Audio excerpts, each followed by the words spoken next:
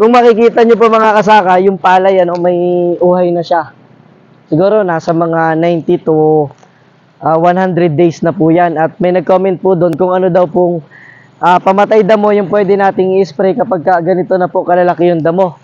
Kapag po ganito na mga kasaka yung damo sa atin pong palayan, tas may bunga na, may uhay na, tumutungo na yung uhay ng palay, ay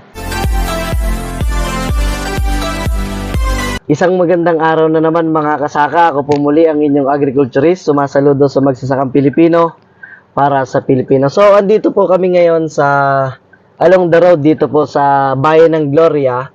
At kahapon po ay meron akong ini-upload na isang klase ng damo. Yun po ay kung tawagin, yung kanyang common name ay Echinoclua cruzgali. Dito po sa aming lugar, ito po ang tawag dito sa amin ay bulang. Pag nakita nyo po mamaya yung damo, ay pwede nyo pong i-comment kung ano pong tawag sa inyo pong lugar ng damong ito. Ito po yung isa sa mga pinaka-common na damo na makakaharap natin or tutubo sa atin pong palayan. Ano?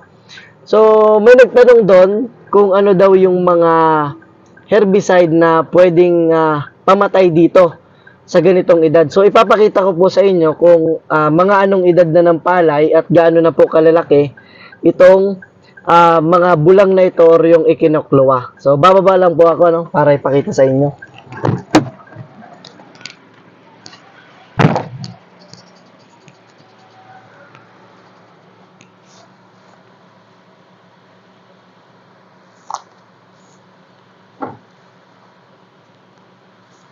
So, yan po mga kasaka, ano, nakikita nyo po.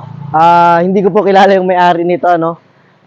Nagdo-drive lang po kami along the way at nakita ko nga po ay napakaraming damo. At ito na po yung sinasabi ko sa inyo na Echinoclua cruzgali or mas kilala sa amin dito sa lugar namin na bulang. So, ito po yung itsura niya mga kasaka.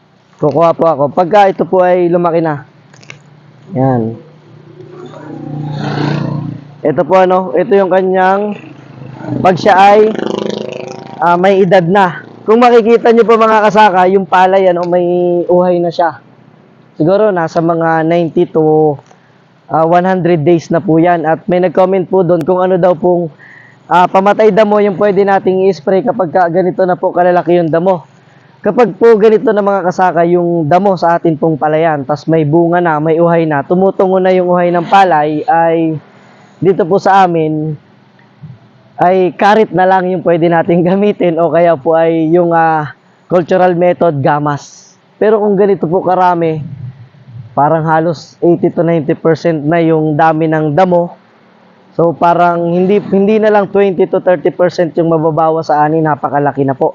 Kapag naman po bata pa ito, sabihin natin na nasa 9 to 15 days po yung atin pong palay, at ito po ay tumutubo na. So, ang gawin po natin dyan, pwede po tayong mag-spray ng mga pamatay damo katulad po ng Frontier, pwede rin po yung Nomini, Top Shot, Clincher, at marami pa pong iba. Pumunta lang po kayo sa mga agri-supply at makakabili po kayo doon ng iba't ibang klase ng pandamo na pwede nyo pong i-spray sa mga edad na 9 to 15 days. Mas maganda po, bata pa lang itong mga damo na ito or bata pa lang yung palay natin, ay isprayhin na natin para po hindi na makapangagaw sa fertilizer na isinasabog natin sa ating palayan. At isang trivia lang mga kasaka, mas maganda po ay puksain natin yung mga damo sa palayan ng bata pa, mga 9 to 15 days, dahil kapag nga po may edad na yung ating palay, may edad na rin ang damo, in-spray natin, parang wala na rin pong